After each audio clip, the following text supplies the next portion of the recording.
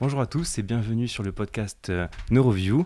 Aujourd'hui, on se retrouve encore une fois avec Simon Thorpe. Simon, est-ce que tu pourrais te représenter pour les personnes qui n'ont pas suivi le premier épisode? Oui. Oui, donc Simon Thorpe, je suis directeur de recherche émérite, ça veut dire que j'ai pris ma retraite au CNRS et je suis attaché au Centre de recherche cerveau et cognition, qui est un laboratoire à Toulouse, à l'hôpital de Purpan. J'étais directeur de ce laboratoire jusqu'il y a 3 ans à peu près. Euh, et ben, dans le premier épisode, pour ceux qui l'ont pas écouté, j'ai raconté un petit peu l'histoire de ma vie sur le plan expérimental. Mhm. J'ai fait de la neurophysiologie, pas mal de psychophysique, mouvement oculaire, des choses comme ça, avec le but de mesurer les performances du système visuel en particulier. Et en fait, aujourd'hui, l'idée, c'est de regarder l'autre Ouais, côté. c'est Euh, ça. Du coup, comme on avait fait le premier épisode justement sur toute cette partie-là, ça a émergé la question de l'intelligence artificielle et notamment de la modélisation.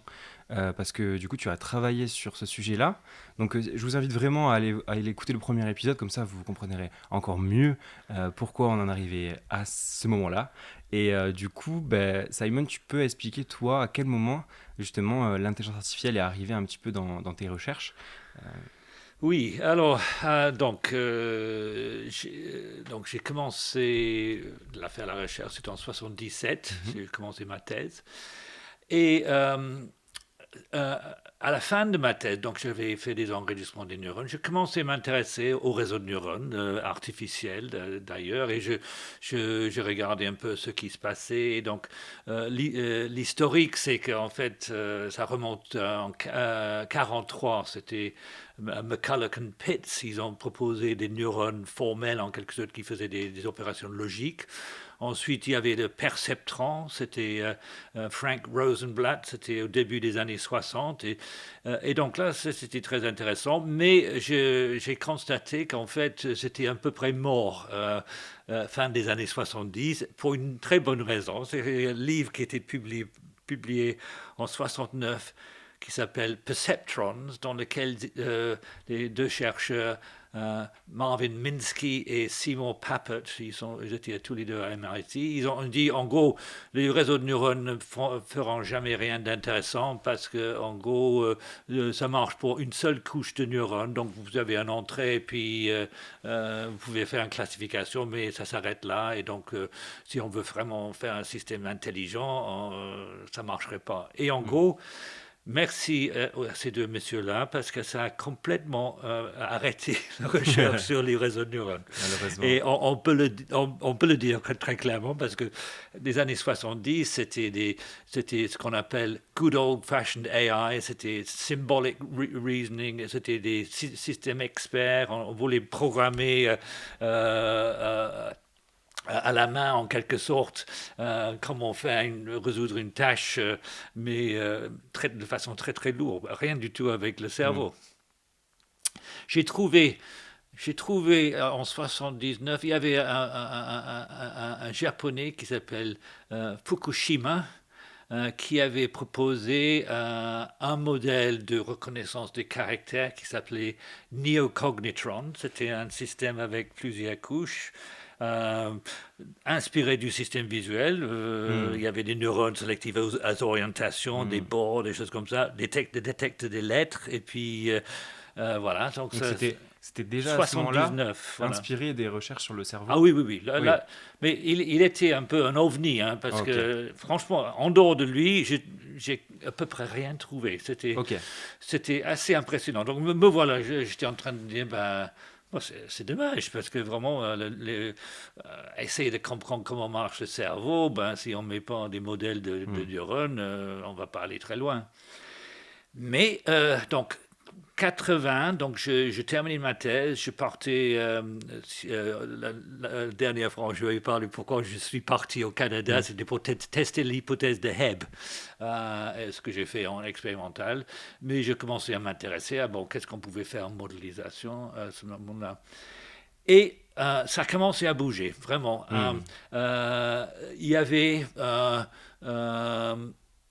en 82, il y avait John Hopfield, un très célèbre chercheur un physicien à Caltech qui a proposé un réseau de neurones qu'on dit maintenant HopFieldNet. C'était un réseau de neurones où on stockait des informations dans les connexions entre les neurones. C'était le truc de Hebb. Donc, vous mettez un système, vous présentez un stimulus, tous les neurones qui déchargent ensemble se relient ensemble, de telle sorte que si vous présentez par exemple la moitié d'une image, il va compléter l'autre moitié de l'image. Super. Ça, c'est vraiment, ça, c'était très très proche à ce qui m'intéressait moi. Un autre nom à l'époque, Toivo Kohonen, qui est un Finlandais qui avait proposé des self-organizing maps. Donc là, c'est l'idée que vous présentez des stimuli et le système génère en interne une carte pour représenter des informations. Ça, c'était également en 82 à peu près. D'accord. En neurophysiologie. Non, là on est en modélisation. En modélisation, justement, déjà, c'est ça la différence. Okay. Fukushima, 79. Hopfield, Kohonen, 82. Ok. Il y avait aussi, 81, Jay McClelland et Dave Rumelhart ont proposé ce qu'ils appelaient le Interactive Activation Model of Reading, donc dans lequel ils avaient un système. C'était le premier modèle vraiment connexionniste dans lequel vous avez des... Bon, il ne parlait pas de neurones, mais en fait, pour moi, c'était des neurones. Hein. Vous avez des trucs qui détectent des contours orientés, comme on a trouvé dans le système visuel. Et il faisait l'hypothèse qu'au-dessus de ça, il pouvait y avoir des neurones sélectifs à des lettres. Et au-dessus de ça, on avait des détecteurs de mots, complètement hypothétiques. Mais ce qui était très intéressant, c'est que c'était un modèle qui pouvait expliquer des résultats en psychologie du style que, par exemple, quand on voit un mot où des lettres ne sont pas très visibles, il y a des parties cachées, s'il y a un mot qui pourrait expliquer les trucs, on voit les lettres. Ouais. Même quand on prend un mot et qu'on mélange les lettres, on arrive à lire le mot. Ah oui, c'est le même genre de choses. Donc ça, c'était, je dirais, le premier modèle connexionniste. Okay? Oui, d'accord. Et un peu plus tard, là on est en 85, il y avait un groupe de chercheurs à San Diego avec McClelland, Rumelhart, Jeff Hinton, on va en parler de lui, qui était là, et Terry Sejnowski, c'est un autre grand nom, et ils ont publié un espèce de manifeste qui était en fait, des 2 livres qui s'appelaient PDP, Parallel Distributed Processing, et c'était le manifeste pour l'idée que non, l'intelligence artificielle telle que les mecs font ça dans les départements informatiques, ça ne marcherait pas. Non, le cerveau, il faut le comprendre que c'est bon, il parlait des millions, mais en fait des milliards de neurones qui se relient entre eux avec des connexions et les calculs sont faits de façon distribuée, mais c'est l'antithèse de l'intelligence artificielle vue pendant les années 70. C'était vraiment très, très excitant. Moi, j'étais persuadé. Là, ça part sur des chapeaux de roue. Et on allait vraiment comprendre comment ça marche. Oh, autre truc à peu près au même époque. David Marr, qui était un chercheur à MIT, a publié un livre qui est sorti posthume. En fait, il est décédé en 80, je crois. Le livre est sorti. Et lui, il disait que les gens qui travaillent sur la vision, qu'ils soient les psychologues, les neurophysiologistes ou des informaticiens qui voulaient faire la vision par machine, en fait, étudient le même problème. Et même si les solutions ne trouvaient pas un cerveau, l'implémentation n'est pas celle de l'informatique. En fait, c'est les mêmes problèmes. Et lui, il poussait l'idée que, pensant, vous devrez travailler ensemble, ne pas avoir d'un côté les gens qui travaillent sur les systèmes intelligence artificielle et de l'autre côté les neurophysiologistes et les psychologues. Mettez-vous ensemble. Donc, je me souviens très bien, donc les livres PDP sont sortis en 86, et Moi, j'ai rencontré à cette époque Jeff Hinton. On était dans un colloque ensemble avec aussi Terry Sejnowski, qui est devenu un des grands noms de recherche sur le cerveau en règle générale. Et il se promenait dans les réunions avec un truc qui s'appelle Net Talk. Oh, je devrais, avant de dire ça, l'autre chose qui est sortie en 85, 86, c'est le règle d'apprentissage rétropropagation d'erreurs, backpropagation. C'était Ça veut dire euh, quoi? c'est l'idée que, alors, c'est la solution. Vous vous souvenez que j'avais parlé de perceptron et que Minsky et Papert ont dit, c'est pas la peine parce que vous pouvez avoir qu'une seule couche. Hmm. Eh bien, ils ont proposé une règle d'apprentissage qui permettait de faire l'apprentissage sur plusieurs niveaux. Donc, vous pouvez avoir plusieurs niveaux de neurones. Vous avez des entrées, vous avez des sorties. Et les sorties, quand ils ne sont pas bons, vous les punir. Il faut, Ok, les erreurs, il faut les retropropager à travers le réseau pour modifier les points pour pouvoir d'accord. faire une tâche. Article, principe dans Nature de Romuald Hart, Hinton et Williams.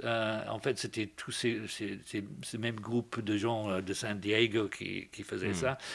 Yann Lequin avait fait à peu près la même chose en même temps. Je me souviens, Yann Lequin, première fois que je l'ai rencontré en 85, c'était un colloque à Paris qui s'appelait Cognitiva. Et lui, il était là, il était en thèse avec Françoise Fogelman. Il commençait à parler des réseaux de neurones, des choses comme ça. Il avait également trouvé qu'on pouvait apprendre sur des systèmes multicouches avec ce type de méthode. Hmm. Donc, revenons sur Terry Sejnowski, qui avait fait un premier système avec juste 3 couches. Première couche, c'était des lettres écrites. Ok. Deuxième couche, c'était des unités cachées, hidden units. La couche de sortie, c'était des instructions pour générer du texte vocalement, D'accord. text-to-speech. Donc, on pilotait les premières trucs de synthèse de paroles.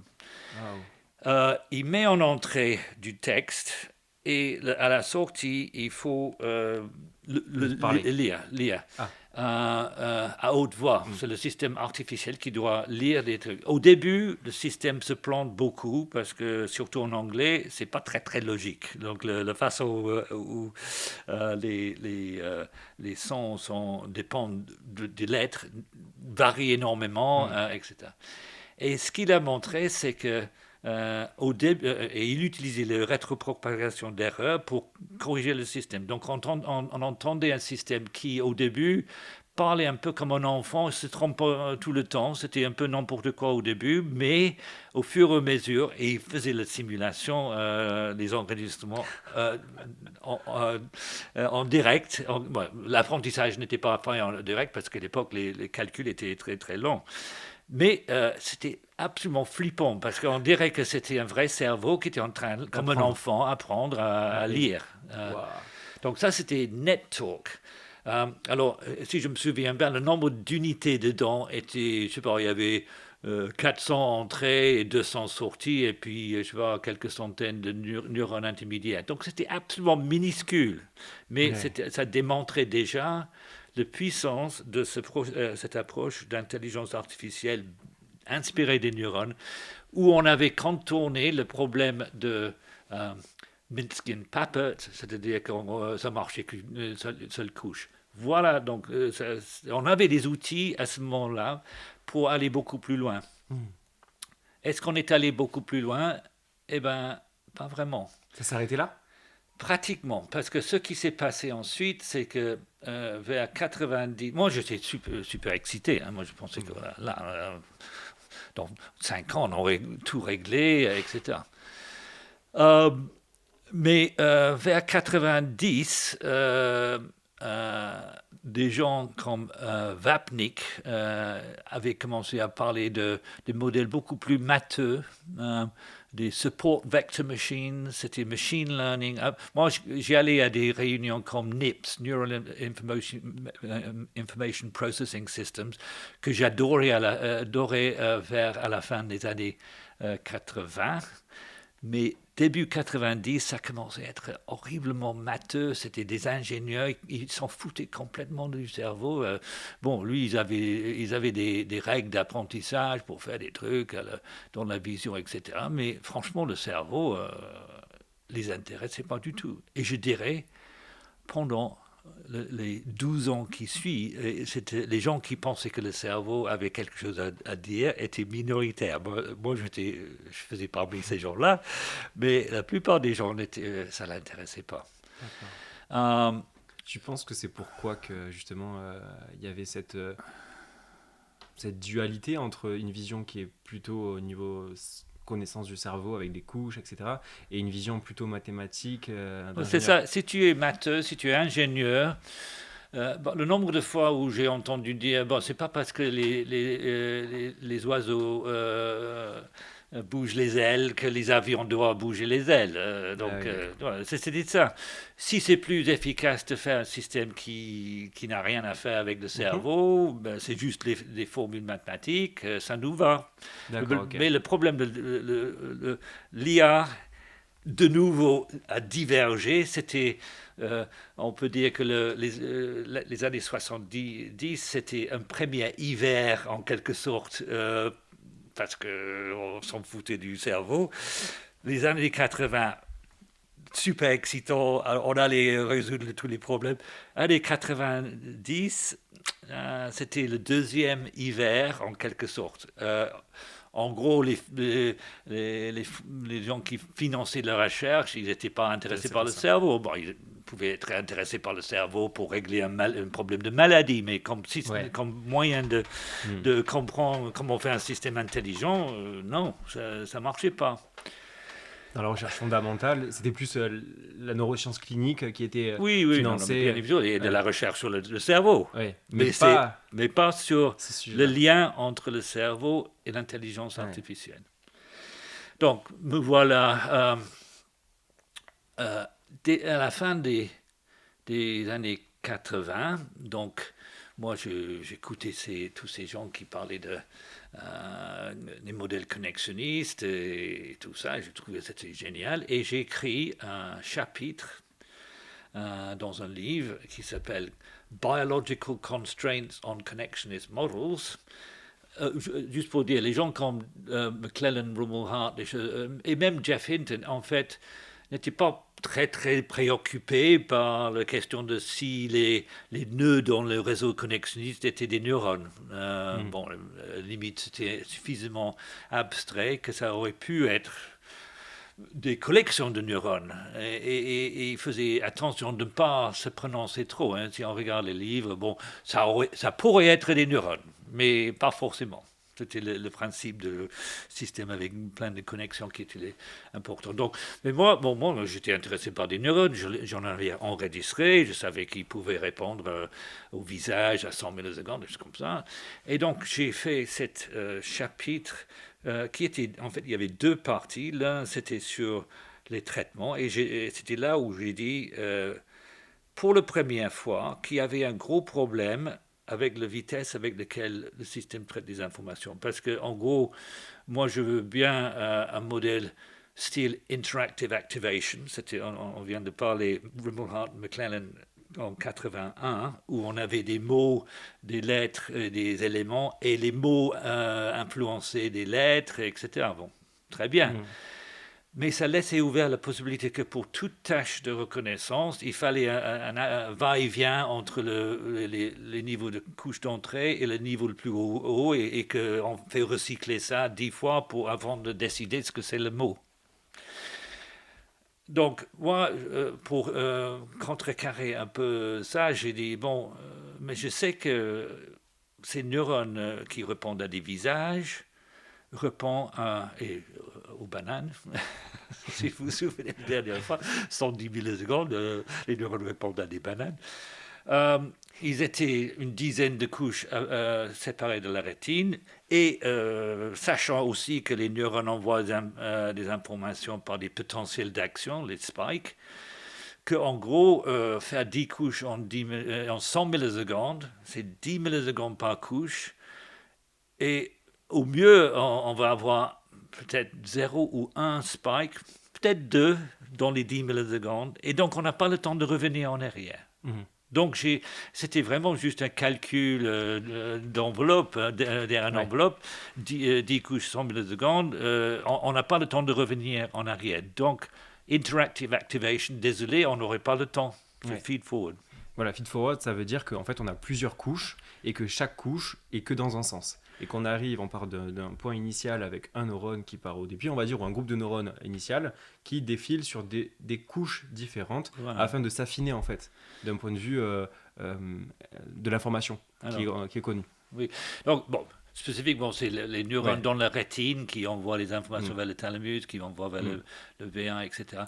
Alors, je ne Donc, voulais pas nier qu'il y avait des connexions en retour. oui, c'est ça. Parce que les gens disent, oh ben, tout le monde sait qu'il y a plein de connexions en retour. J'ai dit, oui, je sais, mais pour activer les neurones au début, on n'a pas le temps de les utiliser. Ouais, c'est ça. Parce que, Faut aller vite. voilà, il faut aller vite.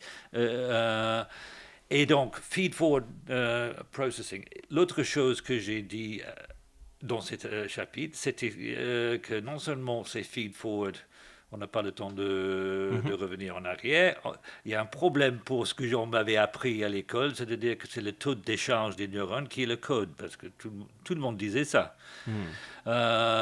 Vous stimulez un neurone plus, il décharge plus rapidement, des choses comme ça, et Mhm. puis le taux de décharge varie entre 0 et 100 spikes par seconde, des choses comme ça. Simplement que dans la fenêtre disponible, j'ai dit, bah, en Non. 10 millisecondes, même à 100 spikes par seconde, il n'y a qu'un seul spike.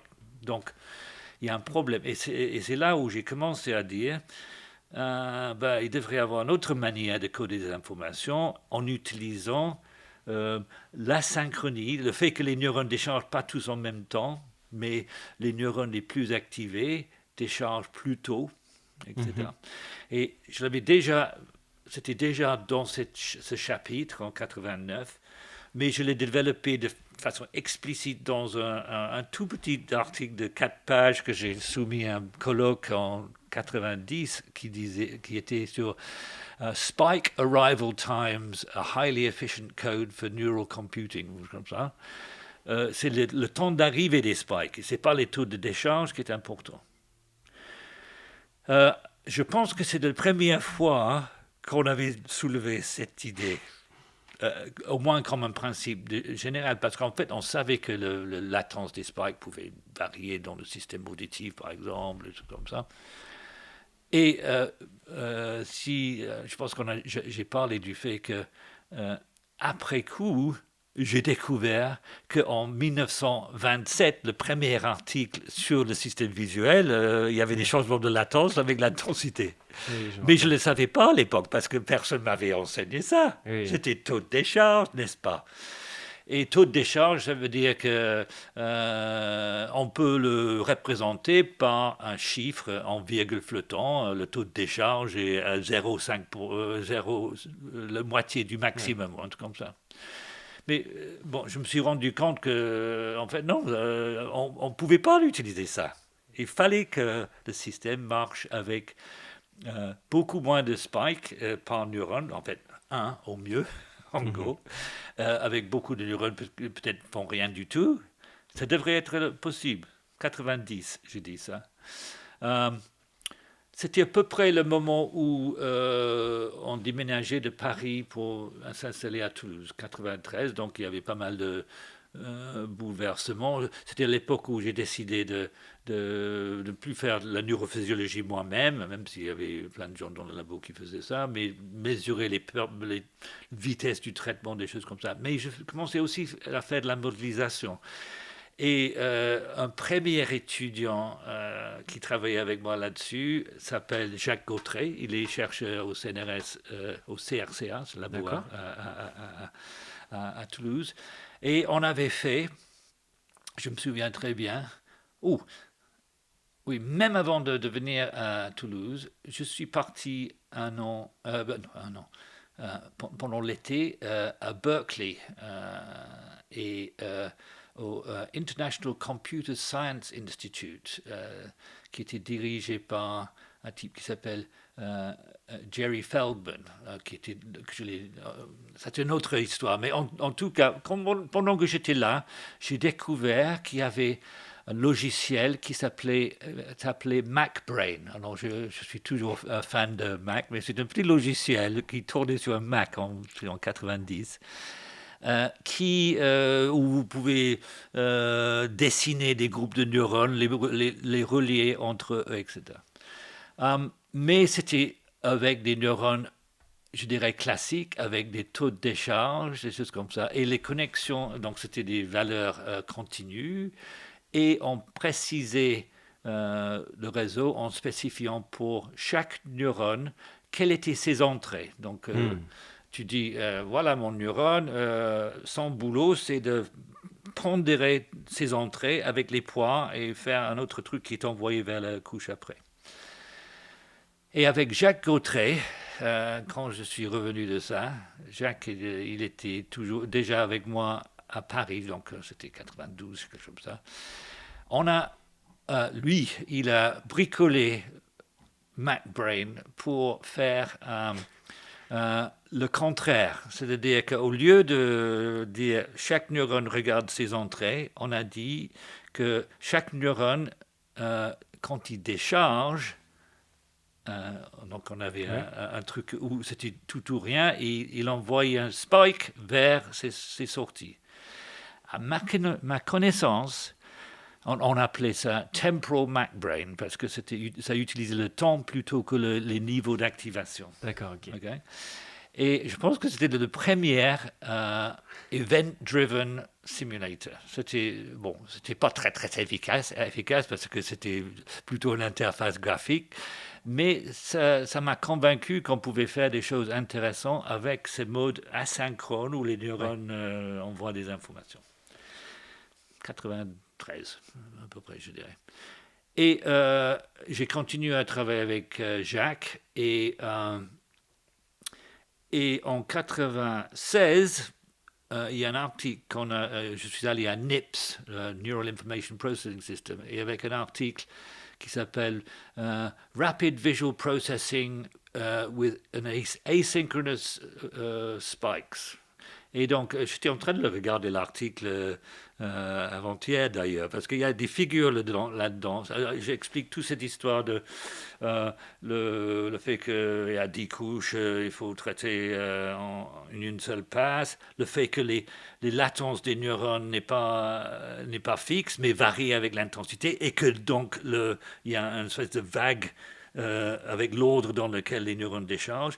Et on a fait une première simulation des premières couches du traitement dans le système visuel, les cellules dans la rétine, les cellules ganglionnaires on the off center, et puis des neurones sélectifs à l'orientation, des simple cells, complex cells.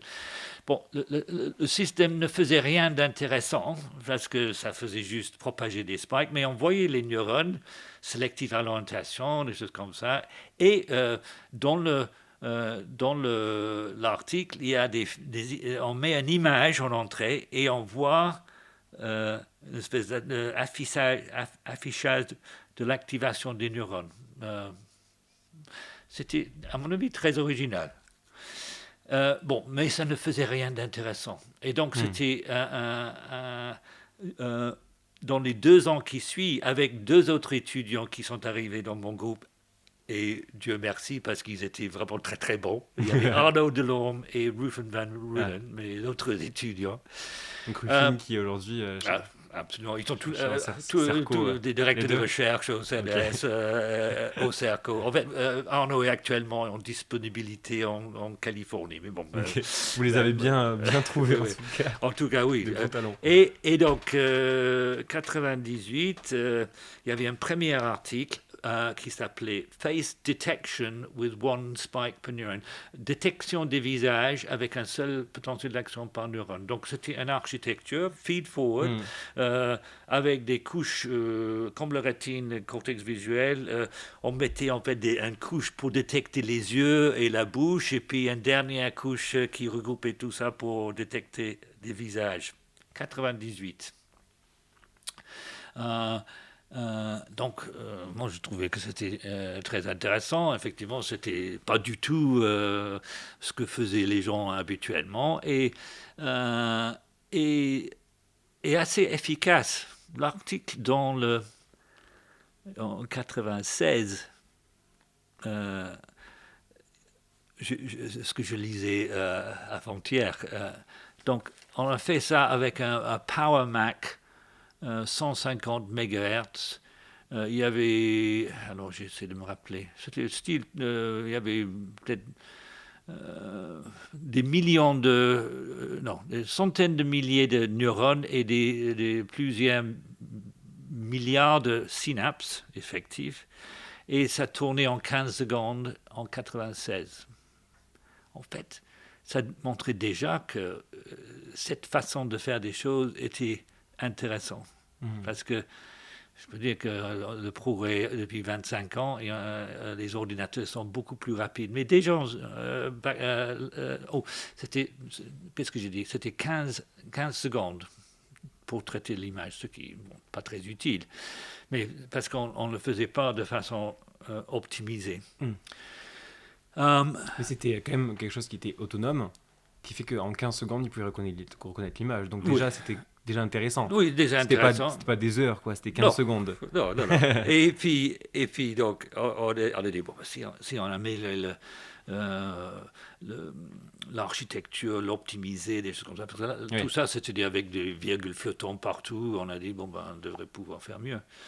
Et donc, en 99, avec Ruffin et Arnaud, on a créé une entreprise qui s'appelle SpikeNet Technology, avec c'est ma belle-mère qui a mis de l'argent dedans. On a réussi à obtenir un peu d'argent du Midi-Pyrénées Création, qui était un truc de fonds d'investissement pour la région. On s'est installé à Revel parce que en zone agricole, on avait un petit peu plus d'argent de la région, des choses comme ça. Mais on a commencé très petit. Avec d'ailleurs le gérant, c'était un type que j'ai rencontré à la sortie de l'école. C'était un informaticien, et quand je lui ai parlé de ça, il dit bon, il pouvait faire ça. Donc c'était lui le premier gérant. Et dans les 2-3 ans qui suivaient, j'ai eu également le bonheur d'avoir 2 autres étudiants, Nicolas Guilbeault et Youngmo Allegro, qui travaillaient avec moi au labo. Et le boulot, c'était d'optimiser le code pour SpikeNet, pour faire la reconnaissance. Et c'est reconnaissance toujours des images. Des images, oui. Donc, bon, plutôt que de dire on veut redétecter des visages, on avait un système que tu pouvais montrer ce que tu veux. Une image, tu entoures le parti que tu peux détecter, et ça crée des neurones, effectivement, pour détecter cet élément-là. Ça peut être un visage, mais ça pouvait être un logo, des choses comme ça. Oui. Et alors, ce que je vais raconter là, c'est des choses qui n'ont pas vraiment été publiées, mais en fait, ce qu'on a découvert à l'époque, c'était que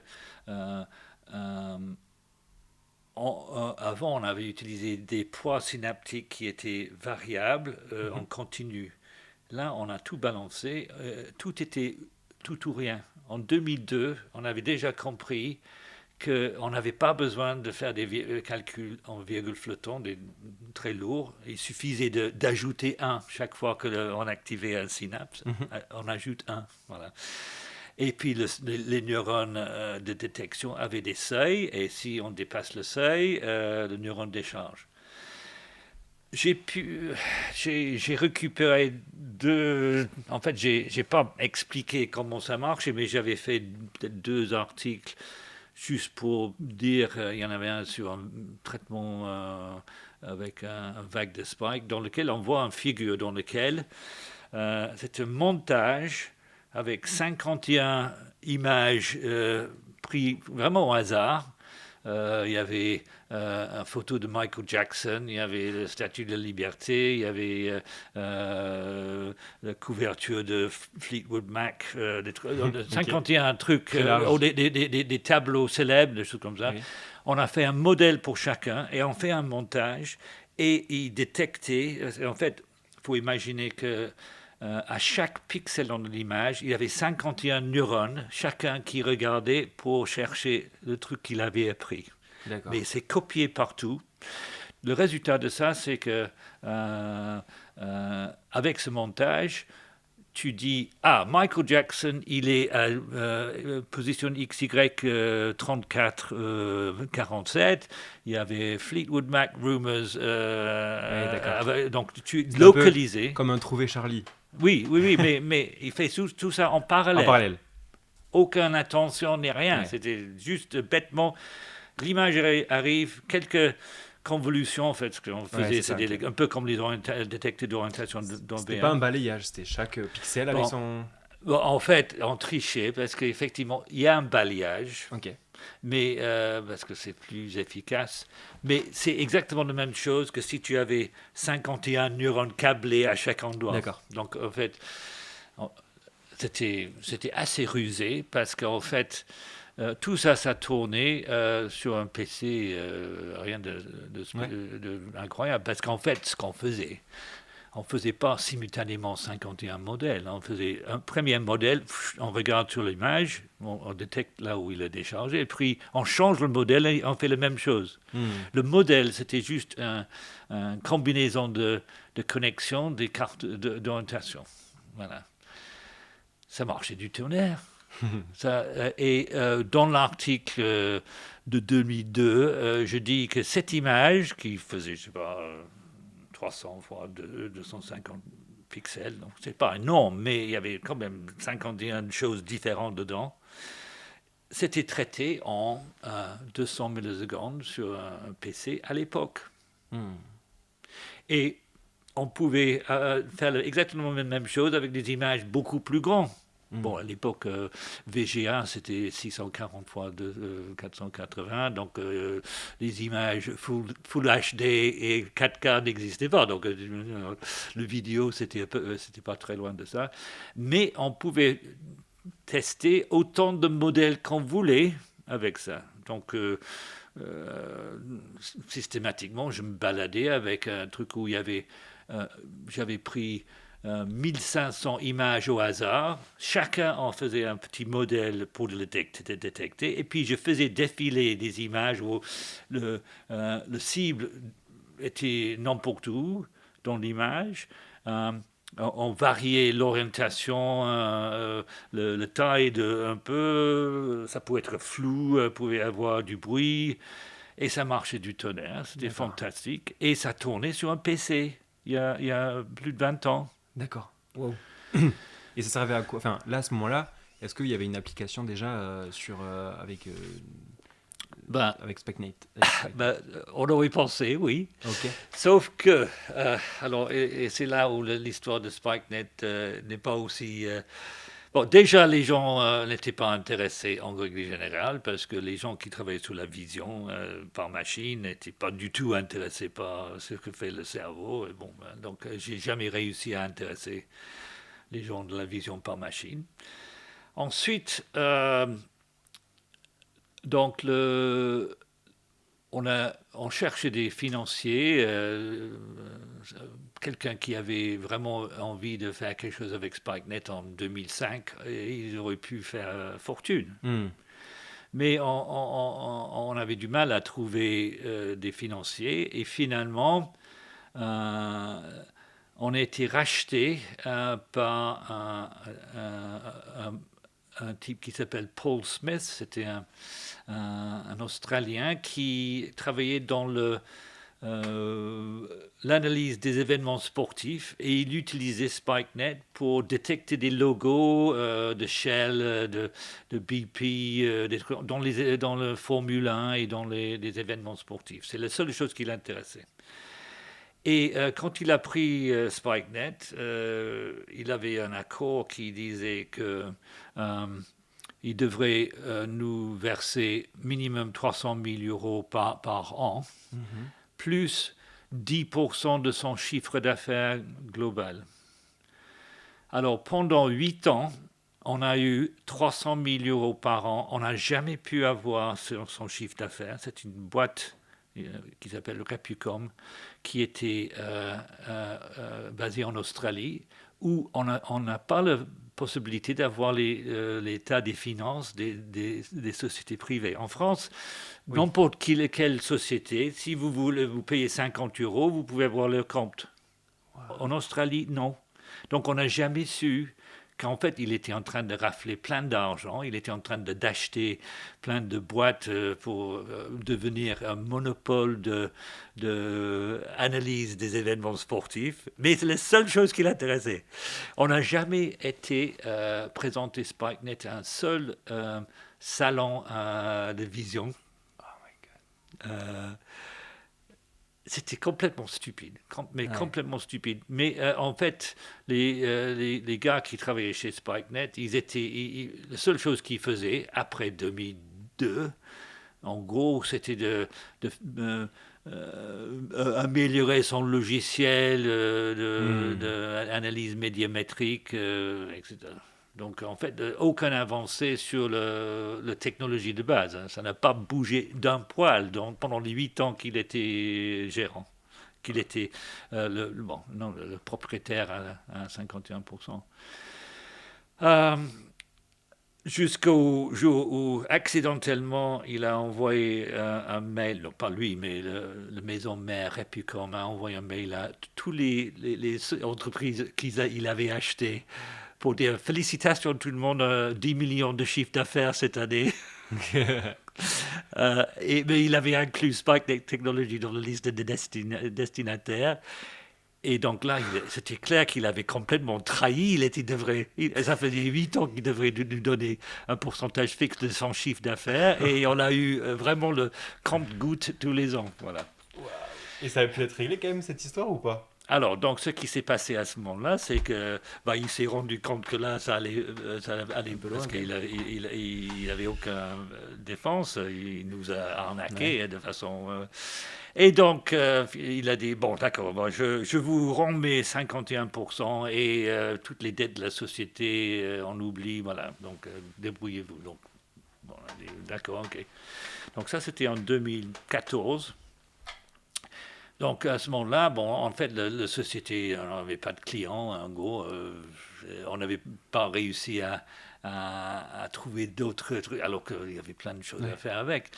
Et donc, commence 2 ans où je courais pas à droite et à gauche pour essayer de trouver quelqu'un qui pouvait être intéressé par reprendre la société. Je suis allé voir euh, euh, Nvidia, GoPro, Samsung, Xilinx qui fabrique des FPGA et Intel. Intel, c'était très intéressant. Je suis allé en 2015, j'étais chez Intel Phoenix, Arizona. J'ai vu un des vice-présidents d'Intel qui a dit oh, c'est super, c'est très intéressant. Intel pouvait être intéressé. J'ai dit waouh, super. Donc j'ai ouvert le champagne le soir-là, j'ai rentré à l'hôtel. Oh, ça y est, j'ai trouvé un bon goût pour reprendre. Oh, entre-temps, on cherchait des choses en France aussi, hein, mais en Europe, ça C'était marche très pas, hein. avant-gardiste en Ouais, fait au ouais. final. Euh, et donc, finalement, j'attendais des nouvelles d'Intel et en même temps, donc BrainChip, Ah. donc célèbre BrainChip, était intéressé aussi. Hmm. Ils étaient au tout début, en fait. Je n'ai pas eu de nouvelles de Intel. Et donc, en juin 2016, bon, BrainChip a fait offre de reprise intégrale de la société. Donc, on a accepté ça. Donc, mes parts dans SpikeNet étaient échangées pour des parts dans BrainChip. Et donc, bon, plutôt bien. Mais le monsieur de Intel, qui avait disparu, m'a contacté 2 mois plus tard pour dire alors depuis j'ai créé une société, moi j'ai quitté Intel et j'ai créé une société et je veux reprendre Spark. J'ai dit, il fallait le dire avant. Il a dit, je ne pouvais pas parce qu'il fallait attendre 3 mois après d'avoir quitté Intel pour pouvoir faire ça. Donc ça a foiré. Waouh. Alors, donc, je Comme vois quoi, que l'histoire de temporalité aussi est... je divague sans doute un peu, Non, mais c'est intéressant. ce qui est alors, on avait une technologie en 2012 qui était d'enfer. Je suis absolument convaincu. C'était 10 ans avant que le vague AlexNet arrive. On le faisait, quelque chose qui n'était pas exactement la même chose, mais en fait, ça faisait à la limite plus. Parce que AlexNet et ImageNet, vous présentez une image, vous devrez dire qu'est-ce qu'il y a dedans. Oui. Vous direz c'est un chien, c'est une voiture, des choses comme ça. Vous ne demandez pas de compter combien de chiens il y a. C'est pas le même problème. C'est catégorisation. C'était basé sur ImageNet et on pouvait revenir peut-être sur pourquoi Fei Li a inventé ImageNet, mais bon, ça va nous aller, on va aller trop loin. Mais en gros, la technologie, c'était également un feed-forward réseau de neurones extrêmement efficace, mais qui faisait non seulement identifier des objets dedans, dans le truc, mais compter autant d'objets que vous voulez, des visages dans un foule, par exemple. Vous voulez savoir combien de visages? SparkNet pouvait le faire en 2002. Ouais. Et ça n'a jamais été utilisé. Parce que ça a été utilisé pour compter des logos sportifs. Et juste pour revenir sur BrainChip, BrainChip l'utilise aujourd'hui, pourquoi SparkNet? Enfin... Eh bien, alors j'aurais espéré que le moteur de reconnaissance qu'on avait développé en 2002 sera dans le puce de Akida qui est vendu par BrainChip aujourd'hui. En fait, ils l'ont pas mis. La technologie, ils l'ont pas mis. C'est une triste histoire. En gros, ils essaient de vendre notre système de reconnaissance. Ils ont envoyé des gens pour essayer de trouver des clients. Et tous les clients, ils étaient tous totalement obsédés par ImageNet, par les trucs. Ils disaient, alors, qu'est-ce que ça fait sur ImageNet? Bon, c'est pas le même problème. Juste pour que les auditeurs comprennent, c'est quoi ImageNet? ImageNet, c'est le grand défi qui... en 2012, le monde a changé quand Jeff Hinton, Alex Krzyzewski et Ilya Sutskever ont raflé la mise sur ImageNet Challenge, qui est un problème extrêmement difficile dans lequel on vous donne des millions d'images avec 1000 catégories différentes. Vous entraînez votre système à dire quelle est la catégorie de l'image. Et vous testez avec des images que le système n'a jamais vues avant. Et quand on regarde l'architecture utilisée, on ne peut pas faire plus con. L'image arrive, 1, 2, 3, 4, 5, 6, 7 couches de traitement, et puis à la fin, il y a 1000 neurones, je dirais, qui identifient les catégories des objets. Il y a 57 types de chiens, des choses comme ça. C'est assez amusant. Donc là, c'était... les gens ont bien entendu parler de ça, mais quand BrainChip essaye d'intéresser des gens par un système qui comptait et localisé, ils n'ont pas réussi, en fait. Donc Akida, ça fait ImageNet, en gros, pas cher, parce que c'est un truc qui consomme, je sais pas, un demi-watt ou comme ça. Mais c'est la même chose que font tous les autres. D'après moi, ils vont me dire que si, c'est très différent. Mais en gros, c'est un peu comme ImageNet, AlexNet, sauf que la précision des informations est réduite. Et c'est même binaire à un moment donné, mais ça fait pas... l'aspect temporel n'est pas, au moins pour la reconnaissance, n'est pas vraiment pris en compte. Donc, bon, je ne veux pas être trop méchant, mais en tout cas, le moteur de reconnaissance qu'on avait développé en 2002, on ne le trouverait pas actuellement, D'accord. ce qui est un peu triste. Ouais. Alors, Peut-être plus tard. pardon? Peut-être plus tard. Peut-être, oui, j'y crois. D'ailleurs, pour avancer très rapidement, le projet sur lequel je suis impliqué Oui. en ce moment avec mon étudiant Aditya, on a un système avec 4 milliards de neurones dedans, mais on peut faire SpikeNet dedans.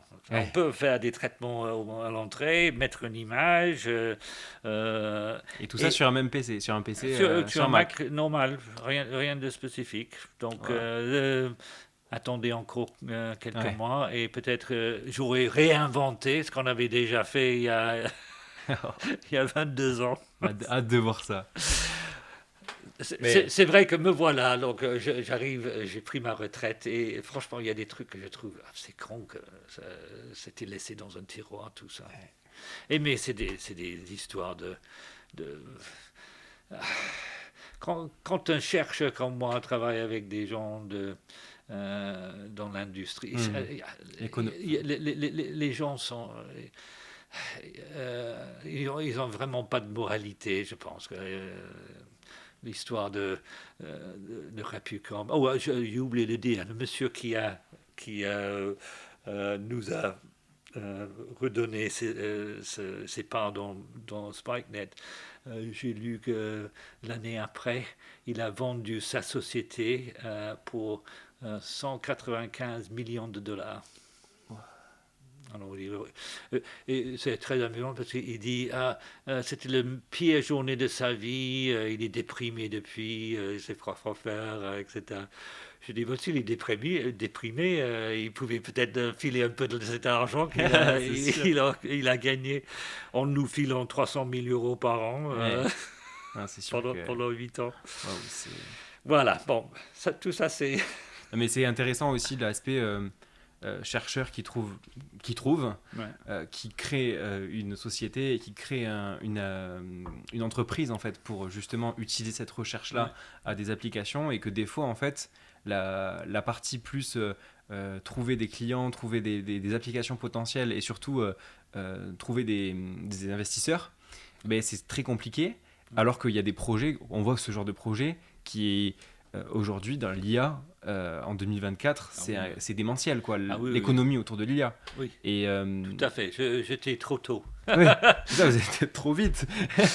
Et du coup, c'est ça qui est intéressant aussi de voir, c'est rare aussi des chercheurs qui essayent qui font l'effort de valoriser leur découverte. Et je pense à Emmanuel Barbeau notamment aujourd'hui qui lance sa start-up avec un chercheur. Maintenant, non seulement c'est relativement courant, mais c'est très encouragé. Le CNRS est ravi quand les chercheurs font ce genre de choses. Nous, quand on a fait SpikeNet en 99, c'était c'était la loi sur l'innovation qui permettait à des chercheurs comme moi d'avoir des parts dans une société. On ne pouvait pas être direct, on pouvait pas être le direct de la société, mais on pouvait avoir des parts dedans si c'était pour valoriser sa recherche. Tout en gardant son poste au CNRS. Donc, je n'ai jamais quitté le CNRS, je suis toujours à 100% du CNRS et j'ai quand même pu travailler 20% de mon temps à SpikeNet en plus. Donc, c'était très bien. La France était, à mon avis, assez innovateur là-dessus. Et c'est toujours le cas aujourd'hui ? Toujours le cas, c'est peut-être encore mieux maintenant. À l'époque, on était limité à avoir 15% dans la société. Maintenant, on ne peut pas avoir plus que 50%. Donc, tout en restant chercheur. Donc, c'est super. Super. D'accord. Donc, voilà. Donc, voilà rapidement l'histoire de SpikeNet. Donc, est-ce qu'on peut discuter justement de la thèse aujourd'hui avec ton étudiant ? Oui, peut-être. Et j'imagine qu'il y a des choses totalement confidentielles par rapport à ça, mais c'est quoi le projet qu'il y a vraiment autour de Ok, ça. donc et bon, j'avais fait cette conférence grand public la semaine dernière et une Ok, des des choses savoirs. mais oui, ça va être mis en ligne, hein, donc Ouais. ils ont fait ça de façon très pro, donc j'attends avec impatience de Mais dès faire qu'on ça. aura les liens, Ah je oui. mettrai aussi dans les descriptions. Et donc, je parle de ce que je pense est un des questions euh, plus intéressantes, parce que bon, personne ne va nier que l'intelligence artificielle, ça, ça bouge à une Exploser. vitesse absolument extraordinaire. Je n'arrête pas de découvrir. Bon, c'est Grok, le dernier truc de Elon Musk, Oui. c'est un nouveau Large Language Model qui est gratuit. Et c'est très impressionnant, mais il y a ChatGPT, et puis Gemini 1,5, et puis Et Mistral 7, et il y en a plein. C'est dingue la vitesse que ça va.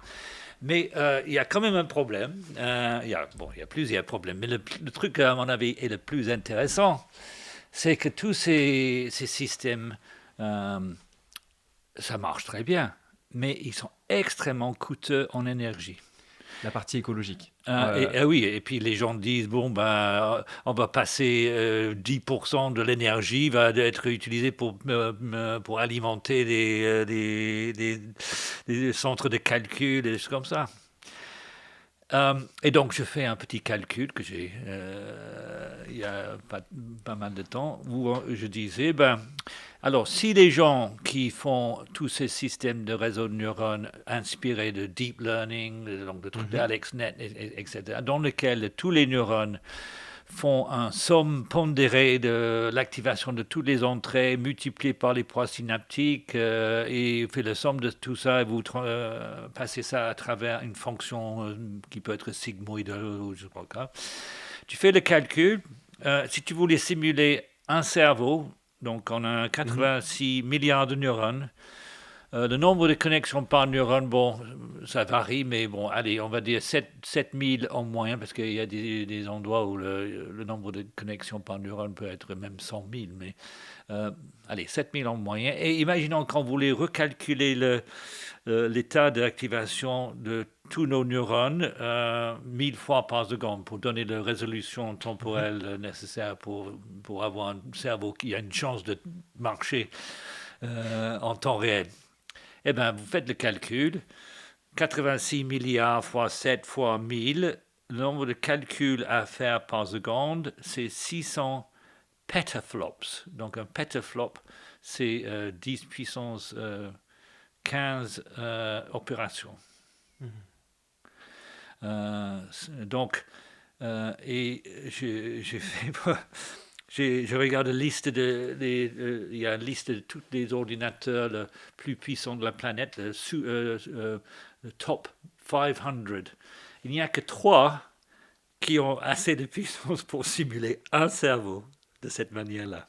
Et on parle pas on parle de machines énormes. C'est des machines énormes. Énormes. Ça remplit un terrain de foot Ouais, avec voilà. l'informatique Je et comprends ça très bien. consomme au mieux 20 mégawatts.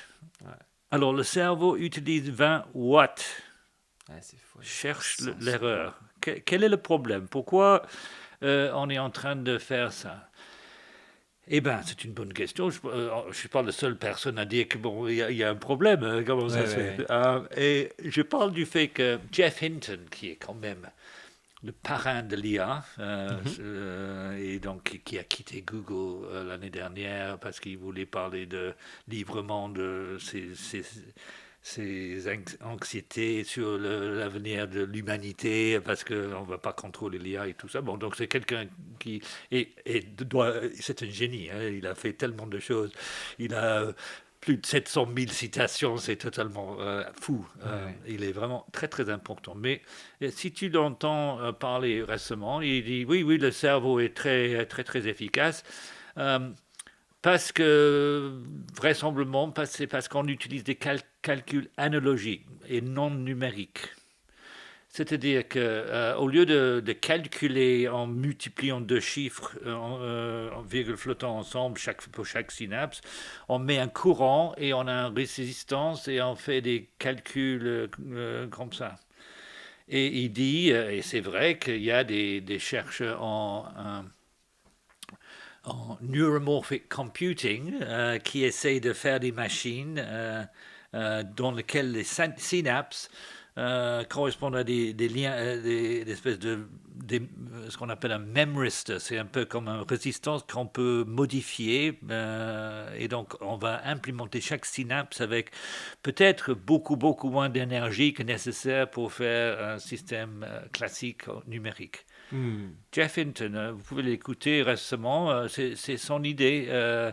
D'où vient l'efficacité du cerveau, c'est une autre façon de faire des calculs au niveau microscopique, etc.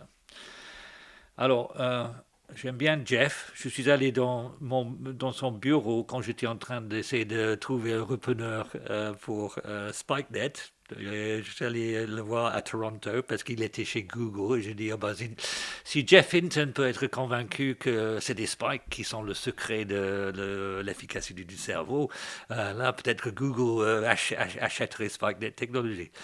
Et on a eu une discussion très intéressante dans laquelle Jeff a dit, bon, oui, c'est vrai que les spikes, oui, je vois une situation où c'est important. Dans la localisation du son, quand on a un son qui arrive à droite contre à gauche, le temps d'arrivée des spikes, c'est une 0,5 millisecondes plus tôt à droite qu'à gauche, et donc on utilise ça pour traiter des sons.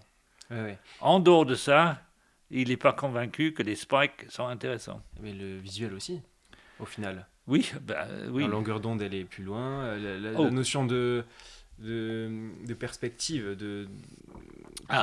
tous les sens, en fait. Oui, d'après moi, oui. Sauf que pour Jeff, lui, il voyait que la notion des sons. Oui, c'est bon. Donc il dit, oui, les spikes, oui, ça peut servir de temps en temps, mais bon, en gros, lui, parce qu'il venait juste de sortir, il y a 3 ans avant ça, de rafler la mise avec un système AlexNet, qui transformait le monde, deep learning et tout le reste. Il faut dire que deep learning, backpropagation, a besoin de calculs en virgule flottant. Voilà. C'est intéressant de dire, les premiers réseaux de neurones artificiels, c'est McCulloch and Pitts, 1943, Perceptron, 1960, étaient des neurones artificiels qui, de sortie, étaient tout ou rien. Ce n'était pas des spikes, parce qu'en fait, ils basculent entre 0 et 1. Mais il n'y a pas de spike, mais la sortie n'est pas continue. Tu ne peux pas avoir 0,5 à la sortie d'un perceptron, au moins Et donc l'astuce qui a contourné le défi de Minsky et Papert sur les perceptrons en 1969, c'était backpropagation qui avait besoin de synapses continues et activation continue. Donc tout ça est basé sur la façon de contourner la limitation en une couche, c'était d'utiliser des activations qui étaient en continu. Et donc, toute sa carrière était basée là-dessus, de Geoff Hinton, parce que backprop, ça a besoin de ça. Tu ne peux pas faire backprop avec des spikes. Bon, il y a des gens qui essayent de faire quelque chose un peu comme ça. Mais en gros, deep learning, c'est continu et il n'y a pas de spike dedans. Et c'est exactement ce que Jeff a dit. Donc, il a dit, je suis désolé, mais je ne vais pas aller voir Google pour dire qu'il devrait acheter SpikeNet parce que j'y crois pas, en gros. Et Yann LeCun, un autre parrain de l'IA, il y avait un colloque l'année dernière où il y avait lui et le chef de recherche chez NVIDIA qui disait on n'a pas besoin de spike, et puis il y avait 2 autres chercheurs qui disaient oui, on a besoin des spikes. Et c'est un débat, effectivement. À la fin, les gens étaient d'accord qu'ils n'étaient pas d'accord, quoi. Donc, tout le monde gardait sa position. Absolument. Et voilà. Donc pas de spike. Alors, c'était clair. Les gens, parce qu'ils savent que les vrais neurones génèrent des spikes. Oui. Il n'y a pas de controverse là-dessus. Mais ils ont avalé l'idée que tout le monde est enseigné, même en neurophysiologie, que c'est le taux de décharge des neurones qui compte. Donc, tu as le mec de NVIDIA qui dit, bon, nous, on utilise des valeurs en virgule flottant, il nous faut, on peut utiliser 16 bits pour coder une valeur avec ce qu'on veut, etc. Alors, pour faire 8 bits avec des spikes, il faut jusqu'à 255 spikes. Alors, 8 bits, c'est 2 puissance 8, donc tu peux coder entre 0 et 255 valeurs. Et donc, pour lui, forcément, c'était nul parce que tu dois, chaque fois que tu veux envoyer une seule valeur, il faut envoyer jusqu'à 255 spikes. Et donc, nous, on ne l'utiliserait jamais.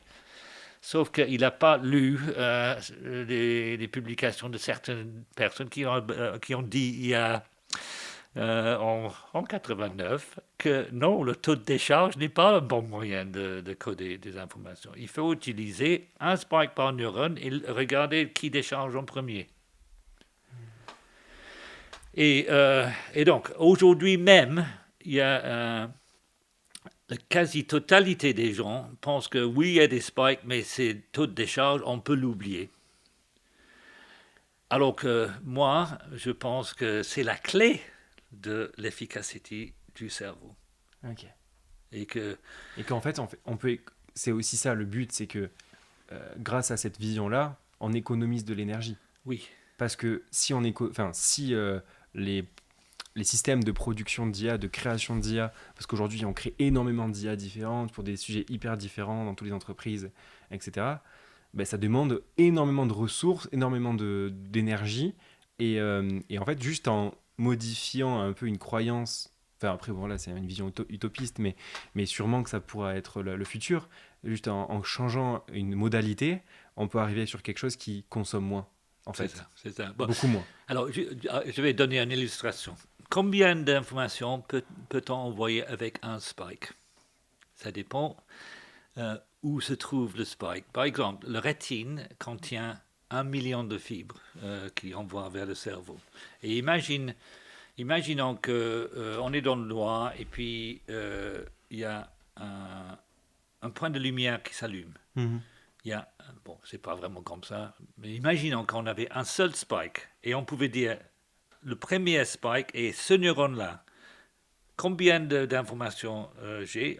Pouvons dire ça c'est le point le plus intense dans l'image. Avec un spike, ben, il y a 1 million de possibilités. Ça c'est de puissance 20. On a 20 bits d'information avec un seul spike. Voilà. C'est ça la clé du fait que on peut transmettre énormément d'informations très très efficacement avec des spikes en le regardant qui décharge en premier. Ça me fait penser parce que du coup j'écris une page de vulgarisation qui s'appelle Neuroefficience. Oui. Et qui du coup est venu de jeu de mots entre la science et l'efficience, etc. Ouais. Et en fait ça me fait vraiment penser à ça parce que on peut avoir des résultats très très bien avec beaucoup d'énergie, beaucoup d'argent, beaucoup de choses pour pouvoir avoir un résultat très bien. Mais l'endroit où c'est important aussi de focaliser de l'énergie, c'est justement de faire en sorte d'être le plus efficient. Ouais. C'est ça le but, c'est d'être le plus efficient. Et le cerveau est le fruit d'une évolution depuis des millions d'années, milliers d'années, et qui fait qu'aujourd'hui c'est hyper efficient. Et donc c'est ça qui est la clé aussi dans le biomimétisme quand on en parle, c'est d'utiliser des choses qui aujourd'hui sont le plus évoluées pour le reproduire sur des systèmes informatiques qui pourront demain avoir un rendement et une efficience. Ouais. Ça me fait... Oui, tout à fait. Donc, si on dit pourquoi on a des spikes, on pouvait dire c'est parce que la nature n'a pas réussi à découvrir des fils en cuivre. Parce que on pouvait imaginer qu'au lieu d'envoyer des spikes, chaque neurone est relié par un petit fil et on envoie des voltages. Bon, pourquoi on n'a pas fait ça? Eh bien, déjà, je pense que les fibres, donc, vu que le nombre de fibres il faut mettre dans le cerveau, le fibre devrait être tellement petit que ça ne marcherait pas. Mais en fait, l'idée que je défends, c'est qu'il y a une très bonne raison pour utiliser Spike. C'est parce que ça permet des codages qui sont, bon, peut-être pas infiniment plus efficaces, Mhm. mais beaucoup, beaucoup, beaucoup Ouais. plus efficaces que ce que font les gens quand ils font des traitements classiques. Donc, alors, Du coup, le projet par rapport à la oui, thèse. donc le projet, c'est de montrer que si on prend le pari de dire bon, on va balancer tout ce qui est véhicule flottant par la fenêtre et n'utiliser que des spikes et des points synaptiques binaires, on peut tout faire avec un Mac. Ouais, wow. Voilà, donc en fait j'ai proposé ce projet, j'avais un projet ERC qui s'appelait M4, Memory Mechanisms in Man and Machine, qui a terminé en 2018, quelque chose comme ça, et il y avait une possibilité de faire un proof of concept, donc prenons les idées que j'avais développées pour essayer de faire quelque chose d'utile. Et j'avais euh, envoyé une proposition que j'appelais TerraBrain. TerraBrain parce qu'il y a des terabytes ou le nombre de connexions était des trillions, donc c'est des milliers de milliards. euh, c'est ça, un trillion, oui, oui, 1000 milliards de connexions. Euh, Ça a failli être financé, sauf que c'était très, très, très bien évalué, mais bon, il manquait le truc de commercialisation. Ce qui est un peu dommage parce que j'étais avec BrainChip à l'époque. Il suffisait qu'ils écrivent une lettre disant qu'ils pouvaient l'utiliser. Bon, ils n'ont pas fait. Ouais. En tout cas, le résultat, c'est qu'on n'a pas eu le financement, mais n'empêche, c'est une idée que j'essaie de développer depuis ce moment-là. Et il se trouve que les Mac, comme, je ne sais pas si tu as un M1, un MacBook Non, Air, c'est pas ah, la c'est non. un vieux. C'est un Intel encore. Un Intel encore. Bon, il se trouve que les nouveaux Mac ont une architecture que j'aime beaucoup, dans laquelle vous avez sur un seul puce, vous avez les corps, les cœurs CPU, les Mm. GPU et ce qu'on appelle Unified Memory. Donc mon Mac, il y a 24 gigaoctets de mémoire Mhm. qui peut être adressé par le calcul normal, mais aussi les calculs en virgule flottant. Et avec ça, bon, en gros, on peut simuler déjà tout le cortex, le néocortex humain. Si on dit un octet par neurone qui va compter qu'est-ce qu'il arrive et s'il dépasse un seuil, Mm. il décharge. Et euh, la semaine dernière, j'ai montré tourner sur mon Mac en direct un cube qui contient 4 milliards de neurones, on le voit comme ça, et puis 3 fois par seconde, il y a un paquet de 1000 spikes, et en fait, il faisait rien d'intéressant parce que toutes les connexions étaient aléatoires, mais le système était vivant en quelque sorte. Vous lancez de l'activité et ça continue à propager. Euh, et il y a un paramètre qui est le nombre de neurones qui déchargent à chaque cycle. Et on peut choisir ce qu'on veut. En fait, ça devient très intéressant parce que vous pouvez avoir beaucoup de neurones, comme dans des réseaux utilisés par l'IA aujourd'hui, où il y a, en gros, chaque fois que vous posez une question, il faut utiliser des 175 milliards de paramètres, donc c'est très très coûteux. Mais on peut aussi réduire le nombre de neurones qui participent à chaque cycle Ouais, qui est pour faire aussi bien en fait. aussi bien qu'on veut.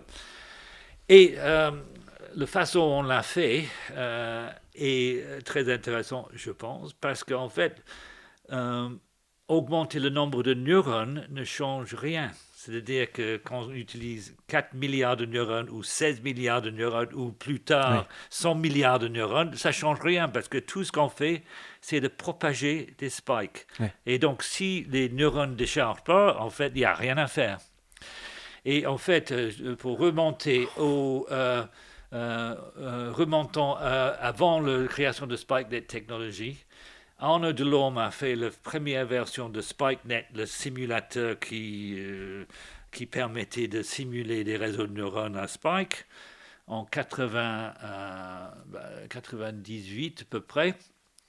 Et son code marche aujourd'hui. Vous pouvez aller GitHub Arnaud Delorme SpikeNet et vous pouvez télécharger son code qui date de plus de 20 ans et ça tourne toujours.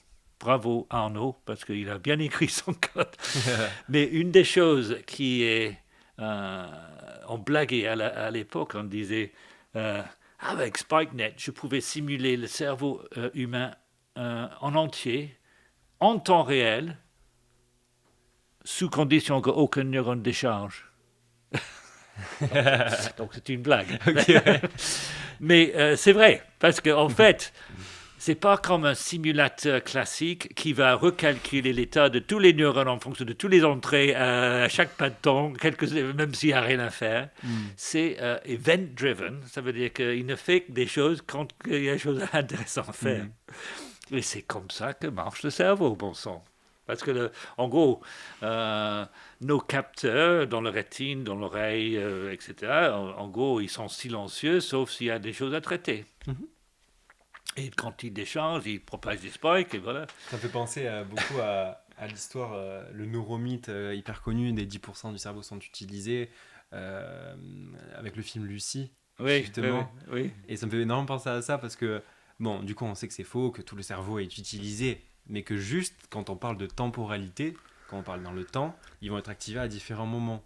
Et que du coup, il y a quand même des neurones qui vont être inactifs pendant des périodes, en fait. Ah oui, ah oui. Et Alors, je dirais que ce n'est pas 10% du cerveau qu'on utilise, c'est, moi, à mon avis, c'est 0,1%.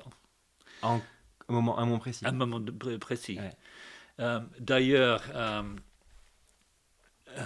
ça c'est un point qui est très intéressant. Donc nous, on est en train de dire, on peut simuler le cerveau entier, en tout cas le néocortex, avec un Mac. Et il y a 2 mois, 3 mois, donc il y avait des annonces. Il y a un ordinateur développé par des chercheurs en Australie qui s'appelle Deep South. Et c'est un ordinateur qui va pouvoir simuler le cerveau en temps réel. Hmm. Sauf que si vous le regardez, c'est toute une série d'armoires Hmm. gigantesques. Et ils disent que ça va être capable de faire 200 000 milliards d'opérations par seconde.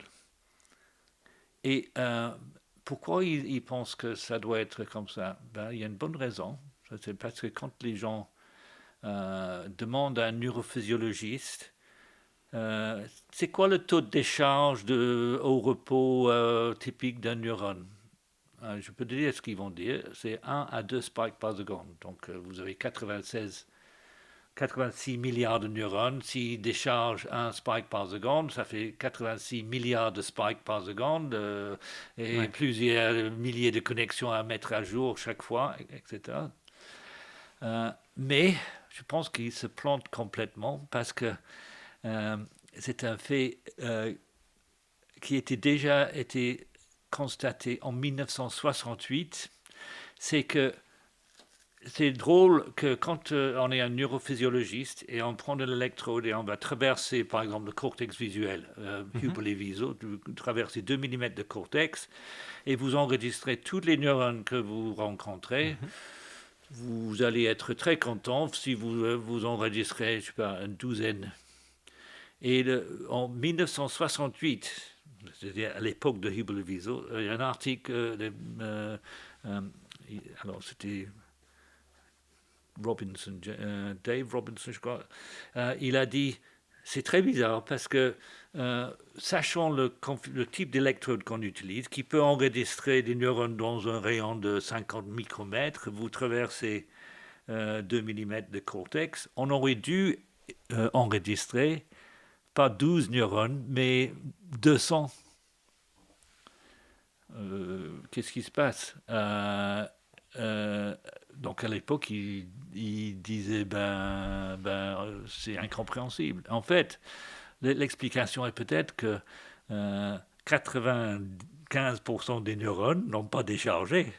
Parce que le neurophysiologiste qui fait des enregistrements ne peut vous parler de ce qui est actif. Et donc, il est possible que plein de neurones dans le cortex n'ont pas été actifs du tout pendant l'enregistrement. Aujourd'hui, ça devrait devenir possible de visualiser des neurones en train de décharger avec des méthodes d'imagerie. Mais pour le moment, j'attends toujours l'article qui dit voilà le vrai distribution de taux de décharge des neurones. Il est possible, et c'est ce que j'ai mis dans mon projet pour le ERC, c'est que peut-être une grande majorité des neurones dans mon néocortex maintenant n'ont pas déchargé depuis des jours, des semaines, des mois, des années, des décennies peut-être. Et donc je parle de neocortical dark matter, matière noire du cortex. Et si c'était vrai, ça expliquerait bien pourquoi c'est 20 watts. En fait, des spikes coûtent cher et ça avait déjà été constaté qu'on est à la limite de ce qui est physiquement possible pour faire tourner tout ça en 20 watts. Mais en fait, surtout si les neurones sont très actifs, ça pose un vrai problème. Ça me fait énormément penser à dans les pathologies neurodégénératives, typiques genre Alzheimer. Il y a une période où on peut prévoir 20 ans avant que la personne va avoir une maladie, mais il y a une période où il n'y a pas de changement dans le comportement, il n'y a pas de symptomatologie. Il y a des plaques qui se forment dans le cerveau, mais il y a des plaques qui se forment dans le cerveau, mais elles ont pas de conséquences, on va dire au niveau du comportement. Et à partir d'un moment, une période critique ou une période très précise, là, il y a une accélération de la pathologie et ça peut mener à voilà, des grosses difficultés. Et ça me fait penser un peu à ce fait-là de se dire que pendant une période, le cerveau va être envahi par ces plaques, mais comme il y a des neurones qui ne vont pas être forcément actifs et qui ne vont pas être utiles, entre guillemets, ça va pas entraîner une différence dans le comportement, il va toujours une réorganisation, on va dire, au niveau des fibres blanches, au niveau des connexions entre cerveaux, et qu'à un moment, quand justement ça a pris trop de place, là il y a une chute parce qu'il y a dans le comportement, enfin il y a dans les symptômes, parce que justement là on arrive à cet endroit-là précis qui dit que on va attaquer les neurones qui sont hyper importants. D'accord. Ouais, moi, je partage un peu cette idée, mais donc l'autre idée qui mériterait franchement un autre séance, c'est quelle est la sélectivité des neurones? J'avais parlé l'autre Oui, fois de cellules sélectives, la banane par oui, exemple. oui. Euh, Les cellules grand-mère. et les cellules grand-mère. Parce que si on accepte l'idée des cellules grand-mère et on a des centaines de milliers de différentes catégories qui sont représentées par les neurones, ben, ces catégories ne sont pas présentes tout le temps. Donc c'est Oui, juste oui, quand ils sont là. Donc le reste du temps, ils devraient être silencieux. oui, oui, c'est ça. Et donc, c'est l'image que moi j'ai de mon néocortex, c'est qu'il y a des neurones qui attendent une vieille émission de télévision que j'ai pas vue depuis que j'étais enfant. Ils sont Hmm. toujours là, hein. Parce qu'on a quand on est, on a, bon, il y a la production des neurones pendant quelques années, mais en gros, on a toutes les neurones. Avec quelques rares exceptions, c'est des neurones qu'on a depuis le plus jeune âge. Hmm. Et donc, effectivement, une des choses qui va avec ça, c'est que quand on est jeune, on est en train de créer des neurones sélectifs pour tout ce qui nous intéresse. Si on est en train d'apprendre la neuropsychologie, on va remplir le cerveau avec des faits comme ça. Si on est en train de jouer aux jeux Jeux vidéo, c'est vidéo, pareil. voilà, c'est pareil.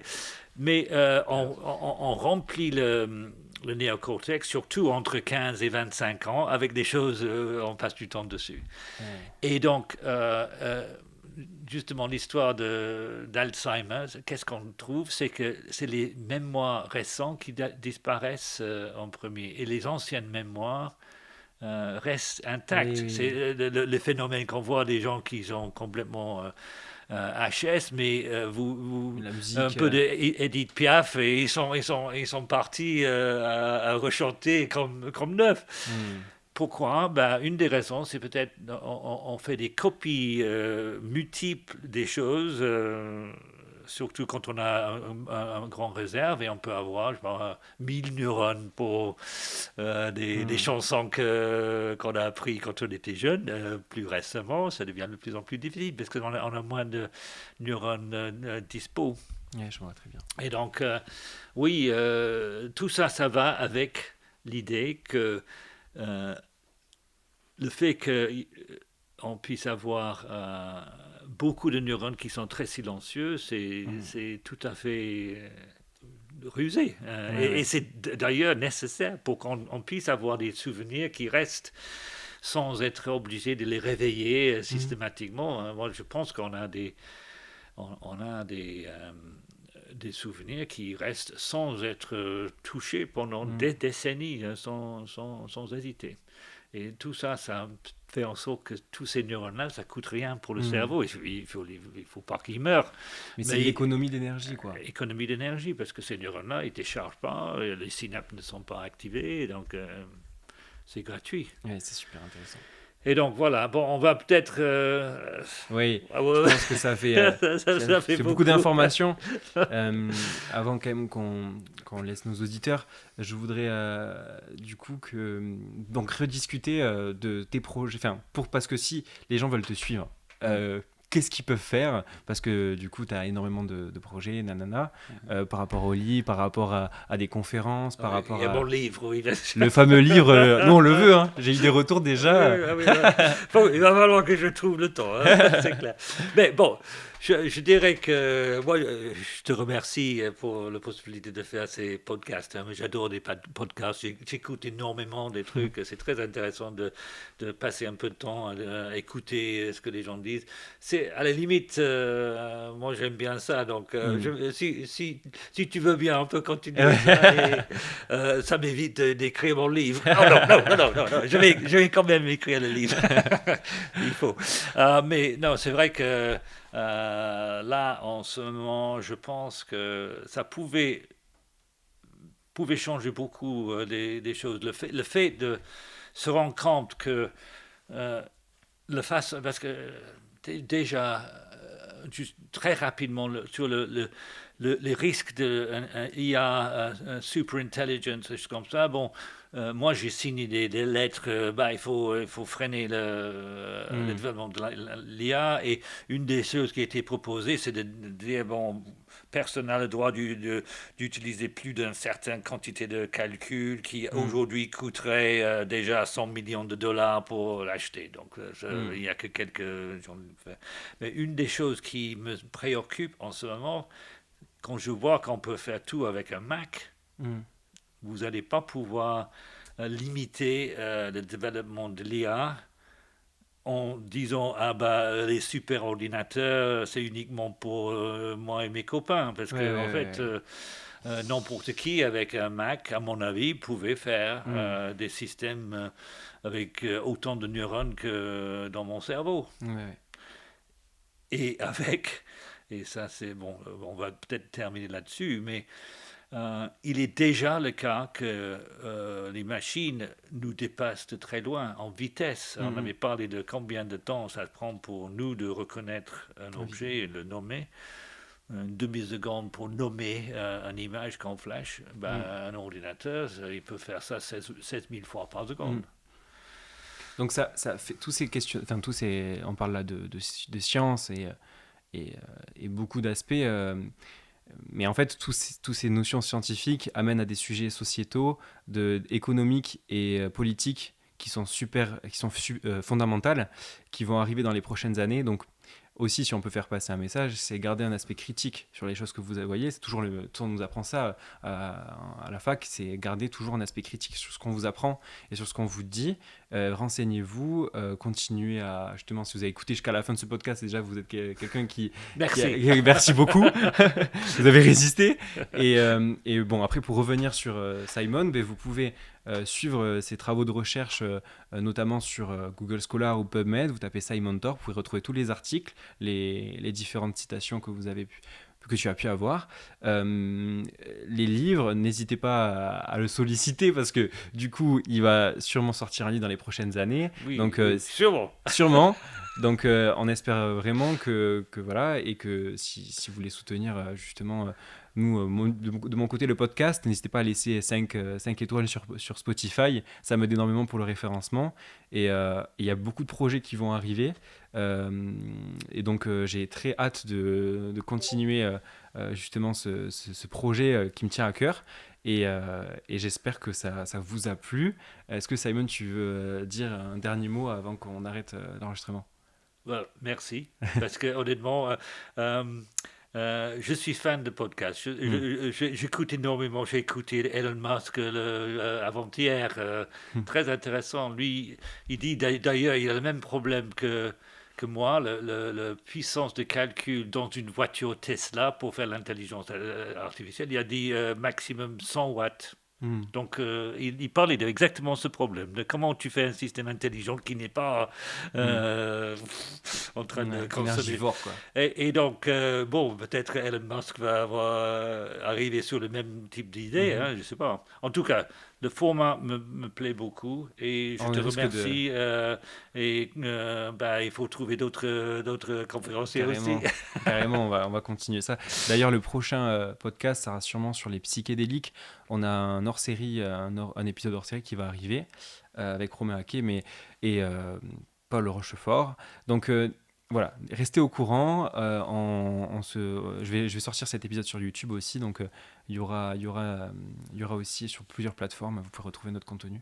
Donc merci beaucoup pour avoir écouté ce podcast jusqu'à la fin et à la prochaine, Simon. OK.